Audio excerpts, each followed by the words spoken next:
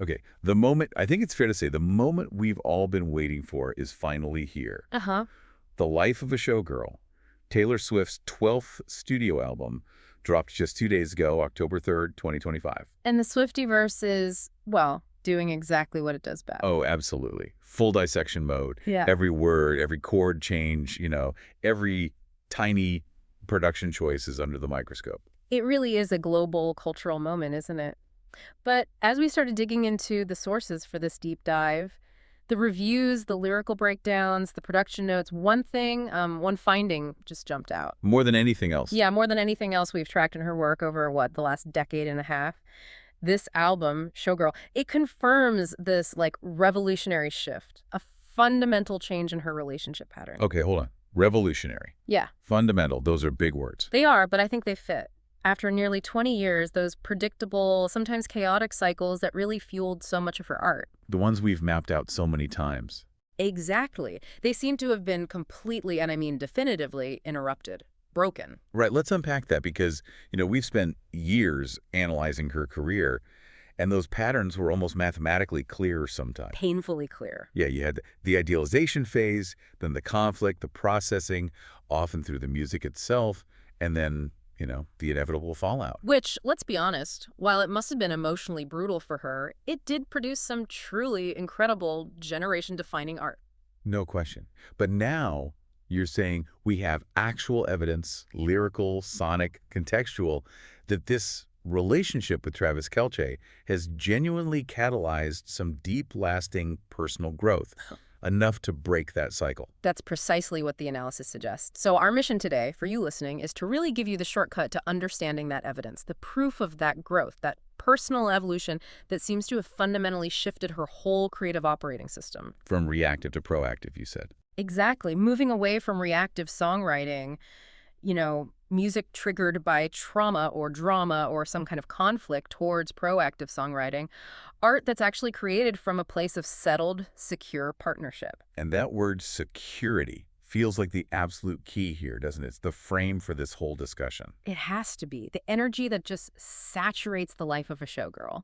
It feels written from confidence, from certainty, from, forward motion. Which is such a dramatic contrast to her past work that was so often defined by either that dizzying high-stakes desperation you get when a relationship is just starting. That's the one, energy. Right. Or, on the flip side, that intense defensiveness needed to protect something really fragile from, all the external judgment. The fortress building. Exactly. And this album, it sounds like neither of those. It sounds like someone who's finally stopped running, someone who has, maybe for the first time in her adult life, actually arrived home. Well put. And to really appreciate how revolutionary that feels, we need to set the stage. We have to lock in that historical baseline. We need to remember the sheer emotional intensity that really governed her relationships and her art from, say, 2006, right when she hit the scene, all the way through to about 2019. That's a long time, almost 15 years. 15 years of a remarkably predictable five-phase arc. And we have to acknowledge, again, while that arc maybe brought chaos personally, artistically, it was incredibly fertile ground. That volatility was the engine, wasn't it? It absolutely was. So let's quickly walk through those 5 phases that just showed up again and again in that early discography, because understanding that pattern is key to seeing how it's now been broken. Right. Phase 1. Phase 1, idealization. Pure, intense idealization. This is where Taylor falls hard, she falls fast. Everything is instantly soaked in magic, destiny, inevitability. Like Love Story. Right. Straight to the fairy tale ending. Exactly, or the kind of hopeful, clean slate future she sings about in Mine. That sense of rebirth in Begin Again. It's this phase of just pure, high-level projection of perfection onto the new partner, almost seeing what she wants to see. Okay, so after that initial rush, Often came phase 2, the creative peak. Her biggest albums, the ones that really defined eras, were frequently created either during the high points of these relationships or right after that first intense burst of processing them. like Red. Red is a perfect example. Yes, it's emotionally raw, incredibly raw, but fundamentally it's an album built right in the eye of the storm. It came out of a collection of really high-stakes, dramatic romances. In 1989. 1989 felt like a direct, almost explosive processing of multiple relationship cycles all at once. That sheer, high-stakes, emotional pressure cooker, it fueled just monumental output. But it couldn't last. reality bites. Inevitably, which led to phase 3, conflict emergence. The cracks start to appear. And this is where Taylor's writing traditionally became like her real-time processing tool, her journal almost. We heard the anxiety, the warning signs coming through Yeah, musically. just think about I knew you were trouble. Using that jarring, kind of chaotic dubstep sound musically, it's disorder mirroring the emotional warning signs she was maybe ignoring. And the deeper pain starts coming out too. Not just pop hooks, but something more complex. Exactly, like the sprawling, novelistic pain of All Too Well. That's phase 3 deepening. Which, tragically, seemed to always lead to phase 4. Phase 4, the dramatic ending. And these were rarely gentle partings, were they? Not at all. They felt like public, sometimes fiery manifestos, declarations of betrayal, of hurt, of absolute finality. You get songs like We Are Never Ever Getting Back Together, which is just pure sass and boundary setting. Then Bad Blood, this anthem of perceived betrayal. And of course, the absolutely devastating Dear John. Those aren't subtle breakup songs. They're public records of the drama, the perceived wrongs. Yeah, and the need for massive, impenetrable walls afterwards. Which required phase 5. Phase 5, the aftermath. This was that necessary, often lengthy period where she dedicated albums to processing the wounds left by the cycle. Healing, reflecting. We saw that most clearly, maybe, with Folklore and Evermore, the Quarantine album. Definitely. While they used fictional characters and narratives, the sources, the analyses, they confirmed those albums were also clearly part of her calculated process. Trying to get distance, achieve some emotional objectivity from the immediate chaos of all those previous cycles. What's really crucial here, though, and something the early critiques often missed, is that this whole 15-year pattern wasn't just about the guys she dated, right? It wasn't just external factors. Not at all. As, many lyrical analysts have pointed out, this entire cycle reinforced Taylor's own established, quite defensive relationship with vulnerability and trust. Each failed cycle kind of proved the rule. Sort of. It solidified this belief, maybe subconscious, maybe conscious, that high passion had to mean high risk, that any attempt at real intimacy would inevitably lead to intense public scrutiny, judgment, and eventually pain. Which leads directly into the next chapter, doesn't it? The reaction to that realization. It does, the secrecy era. Roughly 2016 through 2023, her attempt to solve the vulnerability problem by just shutting it all down. Total defensive privacy. After the absolute media circus of her early 20s, you can understand the impulse. She basically went underground, desperate to protect that relationship by building this, impenetrable fortress around it.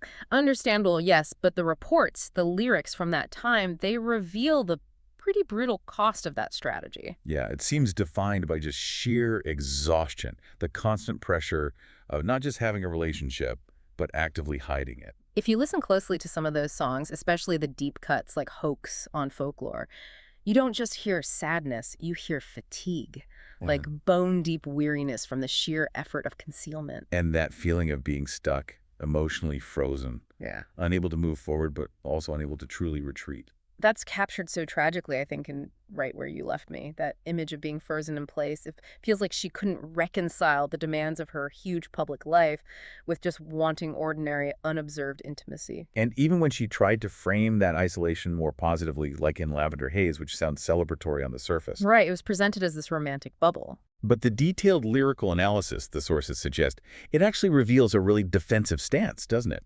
She's asking people to leave them alone, but the energy behind it feels protective almost, suffocating. Yeah, it suggests the privacy wasn't actually freeing her. It was just a different kind of cage. A quieter confinement, maybe, but still confinement. So that brings us to the core lesson, or maybe the failure of that defensive era. I think the sources conclude it taught her two crucial things. First, hiding something isn't the same as protecting it. There's a difference. Okay. And second, isolation isn't the same as intimacy. You can be alone together without actually being close. Wow, that failure, that realization that total secrecy didn't bring security, that feels like the critical turning point. It absolutely is. It's what paved the way for the completely different approach we're seeing now.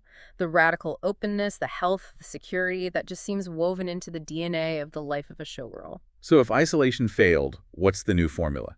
Let's get into the evidence for this writing from certainty, the third option that broke the pattern. Okay, this is it. This is the pattern interruption we've been hinting at.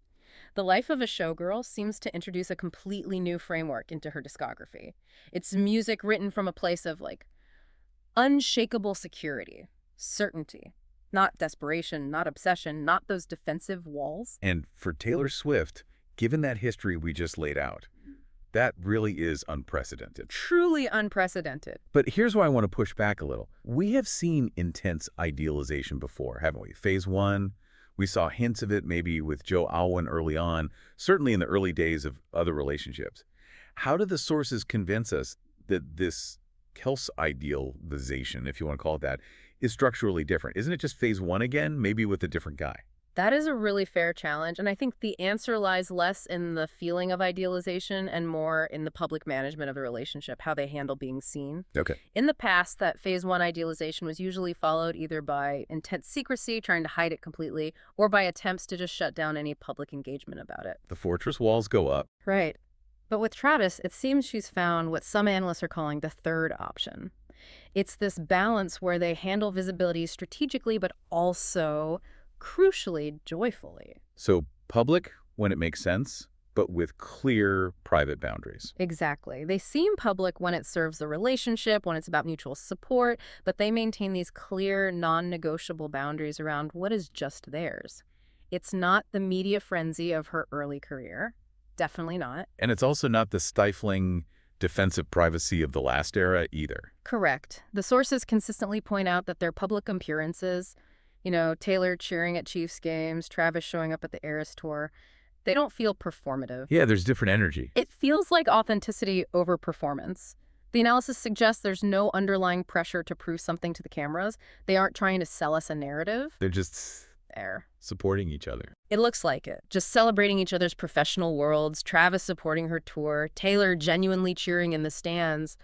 It feels real because their visibility seems driven by actual mutual interest and support, not by, a contractual obligation or some desperate need to control the optics. And the album reflects that. Yeah, the songs reference their public connection, but without either glorifying it into a fairy tale or, importantly, without apologizing for being visible. There's no defensiveness about it. Okay, that makes sense. And this feeling of certainty, it's amplified by the context around the album's creation, right? The timing. Hugely. The widespread reports of their engagement, while not officially confirmed maybe, are key context. Because that level of definitive public commitment is something analysts argue you can actually hear throughout the life of a showgirl. It changes the writing. How so? That certainty means songs like, say, Elizabeth Taylor, they seem written from the perspective of someone who has already chosen their lifelong partner. She's not writing about the hope that it might work out. She's writing about building it. Exactly. Documenting the process of building a life that feels already certain. That traditional lyrical angst she's so mastered, the constant questioning, the does he love me, does he not? It's absent? That absence is telling. And this security allows for a different kind of connection too, right? Yeah. You mentioned a specific detail. Yeah, that fascinating little tidbit that Travis's reported favorite song on the new album is Opalite. Which is presumably a deeper cut, not the main single. Exactly. The fact that he seems to engage with her work not just as a supportive boyfriend nodding along, but with genuine, specific appreciation for a deeper track. It demonstrates a level of mutual respect for the actual craft, the artistry. Which sources suggest might have been missing sometimes in past dynamics. Or maybe there was professional imbalance or just different worlds. Precisely. This feels like engagement on an artistic level, too. Okay, let's get into the lyrics themselves then. Because if the tone is shifted completely, we should hear it there. You mentioned the opening track. Yeah, the opener reportedly has this profound reference to Ophelia from Shakespeare's Hamlet. Ophelia. Okay, that's heavy. The ultimate archetype of the woman just drowning in overwhelming emotion, unable to act, ending tragically.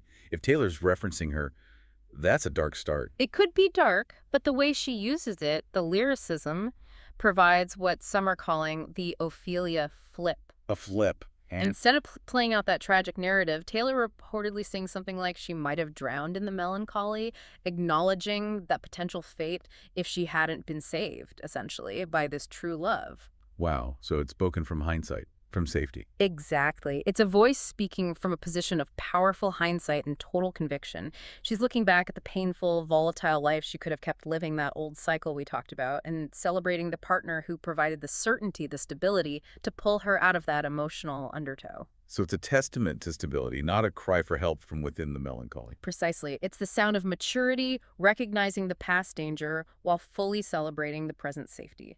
It's someone who has clarity now on her life's trajectory. And that maturity, that clarity, we see it amplified in another track, Honey. Honey is fascinating because it uses really clear, strong comparative language.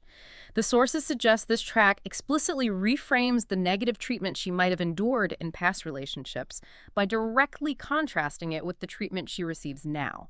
So like literally comparing notes, this felt bad, this feels good. Pretty much. Measuring the affection, the respect, the emotional security she apparently gets from Travis directly against maybe mistreatment or public shaming or gaslighting she felt she endured previously. So she's not just happy, she's consciously aware of why she's happy. That's the key. It requires a depth of emotional awareness, the recognition that she found someone who provides the kind of treatment she now knows she deserves. It points to an active, mature awareness of her own self-worth, which she's now demanding and seemingly receiving. Which brings us back to the overall musical tone, the lack of extremes. Right. Multiple analysts have picked up on this, that the songs directly related to Travis, they don't seem to reach those dizzying highs or lows that really characterized her earlier relationship music. Think back to Red. Those emotional extremes were the passion, right? Yeah, the definition of it then, yeah. Yeah. The roller coaster. What if we interpret that lack of extreme volatility now, not as a lack of passion, but as a lack of chaos? Meaning, it indicates health. Profound emotional health, potentially. She isn't writing from obsession. She's certainly not writing from heartbreak. She seems to be writing from partnership. Stable, grounded, and, crucially, much healthier. Which changes the art itself. Fundamentally, the emotional bandwidth isn't being burned just trying to survive the relationship. It's being channeled into creation from a place of stability. Okay, so the relationship itself feels different, the writing feels different. What about the world around the relationship, the support systems? Ah, yes. This is another huge indicator that this might be a true pattern interruption, not just another romantic phase. It's the deep integration into each other's support systems. This isn't just two people dating in a vacuum.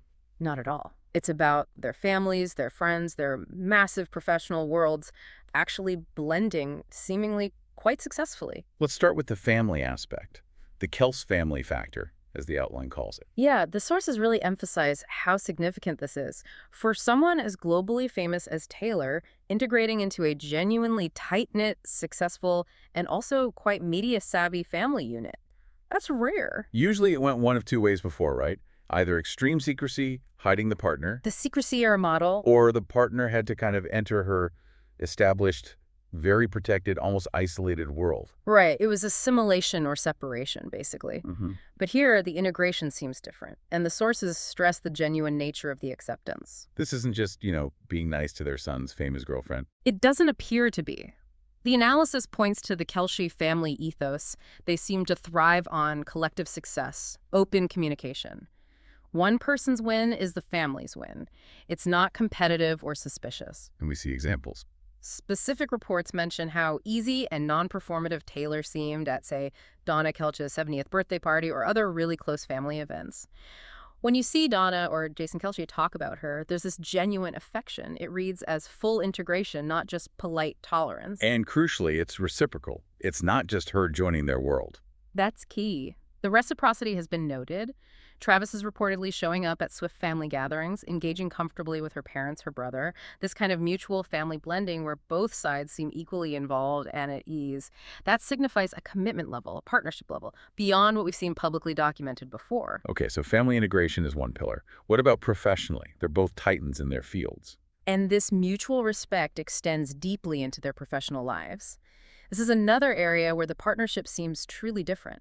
What's fascinating is looking at how Travis reportedly engages with her music. He's not just saying nice song. Apparently not. Reports suggest he discusses it with real knowledge, real appreciation. He gets the craft, the literary nods, the Easter eggs, the whole artistic language she uses. He seems to be a genuine fan of the artist, not just dating the celebrity. That's significant. And Taylor's engagement with his world. Equally invested, it seems, showing up to games not as some kind of, reluctant accessory or distraction, but as a real supporter who is actively learning the language of football, engaging with his incredibly demanding professional world. studying plays, understanding the stakes. Exactly. It's mutual respect for the expertise involved in each other's domains. And the ultimate public display of that collaboration was the album announcement itself, wasn't it? A masterstroke, really. It didn't come via her usual channels, a solo Instagram post, a magazine cover. It came through the New Heights podcast. The massively popular show he does with his brother Jason. Right. They strategically used their combined audience, their combined platform, to share her news, positioning it as shared content, a joint venture almost, rather than strictly her solo promotion. That speaks volumes about collaborative thinking, using their joint cultural power. It shows mutual respect for each other's platforms and expertise, rather than any kind of professional competition, or that awkwardness you sometimes see where one world tries to understand the other. They're blending them, magnifying individual success through partnership. Which probably works so well because of where they both are in their careers. The career phase compatibility. Absolutely crucial. This timing is key to the stability. Both Taylor and Travis are arguably at the peak of their respective careers. They're focusing on legacy, on excellence. They're not rookies trying to figure things out. Exactly. They're not in those chaotic early stages, grappling with identity while also trying to manage a super high-profile relationship. They're established. So the focus shifts. It shifts to legacy. Taylor's clearly looking beyond just album sales now. She's operating on a massive cultural scale. Travis is looking beyond just the next game or even the next Super Bowl ring. They're both in a mature phase. Which allows them to appreciate what they've each built individually, while simultaneously looking forward to building the next phase, the shared legacy phase together. Their individual ambitions seem complementary, not competitive. They support each other's drive. Okay, so stable personal life, integrated families, mutual professional respect, compatible career points. It all feeds back into the arc. Massively. This radical shift in her personal foundation has had this tangible impact on her creative process, which is ultimately what the life of a showgirl is all about documenting. We're seeing that profound move from reactive writing to proactive writing. Let's just quickly revisit the old method again. It was that cycle where conflict resolution basically was the songwriting process. Right. Relationship drama got processed through the music, the pain, the confusion, the anger that was the fuel. The crisis catalyzed the composition. But now with this album, Now, with Showgirl, the sources suggest she's writing from pure inspiration, from abundance, not from desperation or conflict or lack. We need to look closely at what analysts are calling the abundance setting for this record. the context of its creation. Exactly. The timeline and location are really telling. Recorded primarily in Sweden with her longtime collaborators Max Martin and Shellback. Okay, familiar territory there. But the timing is crucial. It happened during the 2024 European leg of the Eras Tour. Think about that moment. She was at the absolute zenith of her career success, arguably the biggest star on the planet. Unquestionably. And simultaneously, in a stable, publicly acknowledged, secure relationship, she was literally creating from this position of massive, overwhelming abundance, professionally, personally, creatively, rather than from emotional turmoil or needing external validation. And psychologically, that abundance, that lack of crisis mode, it must free up resources. Significant creative resources.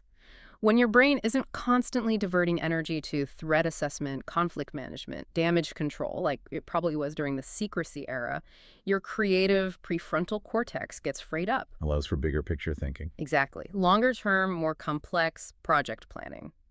And importantly, more sophisticated emotional thinking within the lyrics themselves. You're not just reacting, you're reflecting and constructing. And we see that sophistication in WihLih Li. Little Doll is a perfect example. It's reportedly a song that details dreaming about incredibly ordinary, normal life moments, like literally having a driveway with a basketball hoop. Simple domesticity. While still living this absolutely extraordinary, famous life. In essence, she's trying to write the great literature of stability, of partnership. And for an artist who was so defined by conflict and drama for 15 years, that is a fundamentally different and you could argue much harder artistic problem to solve. So, if this pattern interruption is real, if the foundation is genuinely stable, what does this mean for the future? Where does her artistry go from here? Right, because this doesn't just affect one album. If this shift is as fundamental as it seems, it potentially redefines the next decade or more of her artistry. We have to expect a pretty serious, sustained evolution in the songwriting itself then. I think so. The lyrical focus is likely to shift dramatically away from the frantic energy of falling in love or the fiery drama of breaking up. We should expect more focus on long-term partnership dynamics, Meaning, meaning songs about the actual work of building a life together, navigating massive success as a couple, maintaining individuality within a really strong partnership, handling that intense public scrutiny, but as a united front. the questions she asks in the lyrics will get more complex. They should deepen significantly, moving beyond the central question of her past, which was often, fundamentally, does he love me, or can I trust this, to the far more complicated adult question of how do we build a life that truly honors both of our dreams, both of our careers, both of our families. That's the transition from falling in love to staying in love, the long game. Exactly. The harder, maybe less glamorous, but ultimately more meaningful process. And this secure foundation, it could open the door to broader thematic maturity, too, Yeah. beyond just the relationship itself. Absolutely.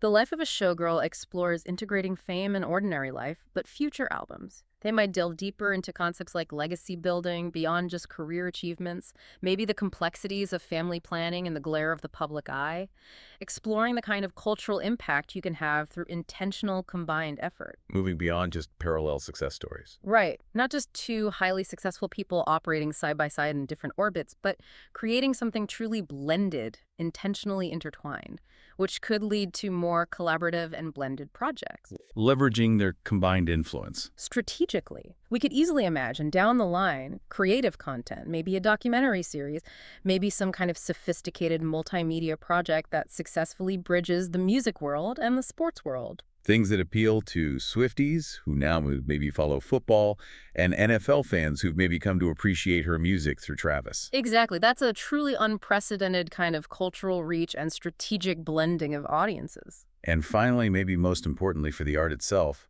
this stability allows for better long-term planning. Yes. Long-term artistic planning. Historically, as we discussed, that emotional instability often seemed to force her into more immediate reactive album cycles, writing to process the current crisis. Putting out fires creatively. Right. But now, with a stable relationship apparently providing a secure base, Taylor likely has the emotional and mental capacity to think bigger. Multi-year concept albums. Projects that require sustained, deep focus and complex, multi-layered development. Without the constant threat of relationship turbulence derailing the whole thing halfway through. Precisely. The sources strongly suggest she's now building her creative life, her future work, from this foundation of certainty, of stability, rather than from chaos and emotional need. And that is maybe the most significant artistic prediction we can make from this shift. Stability could allow for unprecedented, sustained focus on the kind of long-form, complex creative endeavors that really define a mature, established artist reaching a new plateau. So that's our deep dive into the evidence presented by The Life of a Showgirl, the analyses, the lyrics, the context. It all seems to confirm that this relationship is operating on fundamentally different psychological and emotional principles than anything we've really witnessed in her public life her entire career. She appears to be writing from a secure, stable, and seemingly deeply supportive place of partnership, building a future that feels, to her at least, already certain. It really does feel like the ultimate pattern interruption, allowing her to potentially transition fully from music written as therapy music, written for emotional survival, almost to music written as pure art, informed by a healthy, stable life. It's the sound of an artist, maybe, growing up in public and finally accepting, even embracing, a stable future. It does raise a really important question, though, one we kind of have to grapple with as listeners and analysts. Okay. If Taylor Swift's previous art that defined a generation for many, art that was incredibly potent, was so undeniably fueled by conflict, by the need to process those intense highs and lows, what new form of art might she create now that her emotional life seems, well, stable? Does stability, does emotional health ultimately create more meaningful, more lasting, maybe more sophisticated art? Or does the loss of that critical volatility, that engine of chaos, paradoxically produce work that's maybe less dramatic, less immediately compelling, perhaps less commercially potent in that raw, relatable pain kind of way? That's the fascinating artistic problem, isn't it? We'll all be watching her try to solve it over the next decade. Does security unlock a new level of artistry, or does it fundamentally change the very nature of what made her art resonate so deeply with so many? Definitely food for thought. Thank you for joining us for this deep dive.